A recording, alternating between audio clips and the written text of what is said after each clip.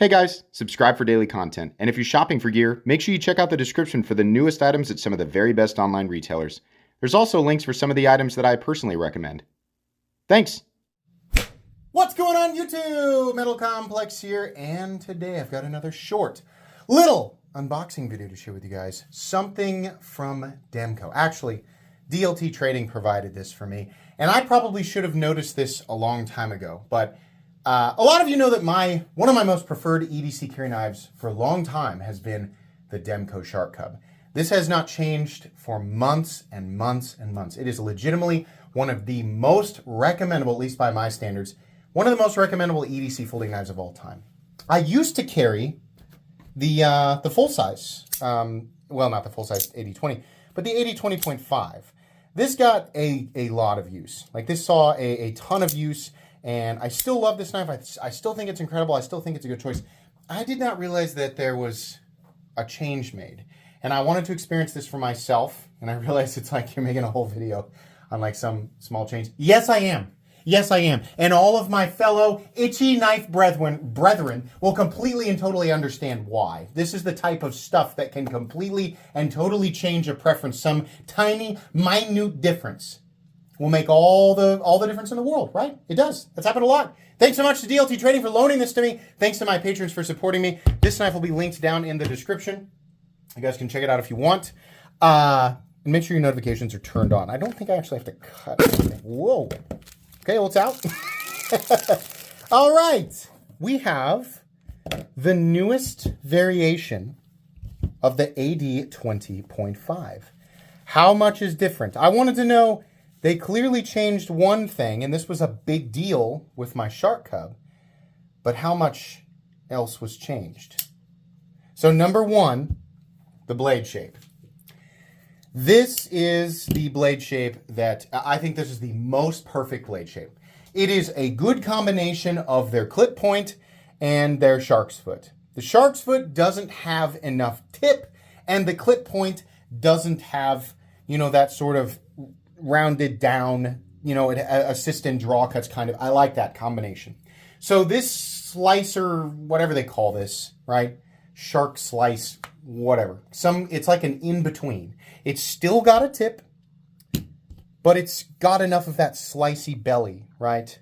It's you can do your draw cuts and you can do your slicing tasks and all of that. You can do your puncture tasks or whatever. So the other thing that they changed was that opening hole. And it's interesting here that the Shark Cub has a wider opening hole still. The original looked like this. The reason that I like this different opening hole, especially when we're transitioning from this older generation to this one, is because it starts out roughly the same amount of space, and then as you wheel it around, it's more, right? And the total amount of access, if you're doing the thumb flick, is better. Now I can still do it with this one, but this eliminated the necessity of the thumb stud for me, and I wouldn't have minded if it had a thumb stud, but I can get up there and enough of that thumb meat, which is a gross thing to say, can get into that hole, which is also a gross thing to say. I'm sorry. I'm trying my best to legitimately describe this. You can get enough of your thumb in there. There's absolutely no way to say it, guys. This is accessible enough with your appendages. It still sounds bad.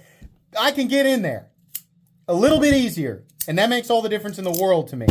This is the same idea, but it starts out even thinner. It looks, maybe it's just elongated. The Shark Cub still looks wider at the top. God dang it. At the top. Let's, in practice. Reverse flick, fine. Thumb flick, fine. Wheeling it out, fine. Still a little better with this guy. This exact size should have been implemented here, and they probably didn't do that.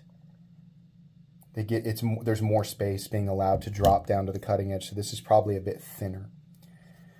Anything else? Handle scales. Are we the same? We are the same. Just about, it feels exactly the same. Okay. So, is the addition of the new, because I would love for a reason to go back to this guy. I think the AD-20.5 can be improved in a way that would make me go back to it. I love the Shark Cub. I love it. Part of me wants, and I've said this before, I want a Shark Cub that is the same size as the 20.5. So you need here's what they need to do. They need to do a Shark Cub XL, which, when people say like, here XL, they think of a gigantic knife. Doesn't have to be. Look at the Bel Air and the Bel Air XL. The Bel Air XL is about the same size as the Bug Out, right? So you can just, it's circumstantial. I want this handle, because here's what I love about this knife. The opening hole is bigger. That's great. Yeah, it might not, they make it smaller. Maybe they make it a little thinner at the edge. I think it's thin enough. It's fine. It's just slightly better. There's also no stop at the back end like this. And I know this is supposed to be like lock in, so your hand doesn't slip off. I think just like texturing. Give me the texturing. Give me this handle on this guy and make it this size and make that opening hole the same size as this one. And then, because the Shark Cub is excellent. It's excellent. It's 95% of what I want. But if you were to make these alterations, if Demco were to make these alterations, because this is really close. I got to admit, this is substantially better. I like this substantially more than I like my 20.5. And anybody who's ever handled the Shark Cub or looked at the Shark Cub and thought, it's fine, it just looks too small. Well, I think this is your answer. But I think it's just my opinion. From my heavy experience with this, because this is a user. This is a knife that absolutely gets used, right? Doesn't look like I toss it around and absolutely beat the hell out of it, but it gets used, at least casually, at the very least casually. But it's a user, right? I take it out, I carry it, and I use it for all sorts of different things. From my experience, months and months and months and months with this guy, I would switch to this guy if it had all of the features of this knife. And these are little tiny details. How the heck could somebody make, a 7 minutes here? It's probably going to end up being 8 or 9 minutes. How the heck could somebody make a video that long out of such teeny tiny little details? Welcome to my channel. Welcome to the Metal Complex YouTube channel. You have no idea. You have no idea. I will talk. I can take a tiny topic and spread it into an hour. Not because I force it, but because I truly believe that there are that in some cases, not in all cases. I believe in a lot of cases there are actually that many talking points, and if you have been a part of the knife community for long enough, then you know good and well that that's true. The more that you start to pay attention to this stuff, the more that every last little line means something when you become that specific and that picky with your EDC knife. And that comes along with, you get the itch, you got to buy a new knife, and then you compare and contrast the old knife and do all this research, and then you end up with like 10 knives. Now you have new preferences, and those new preferences could be translated into a new purchase, which is then your ultimate purchase, but then you consider, oh, wait, they did a different version, now I have to compare. Right? So many of you nodding your heads like you get it, right? So if you're new and you don't get it yet, that's okay. You don't have to. You don't have to ever get it. But if you stay here and you continue to watch content like mine, eventually you will.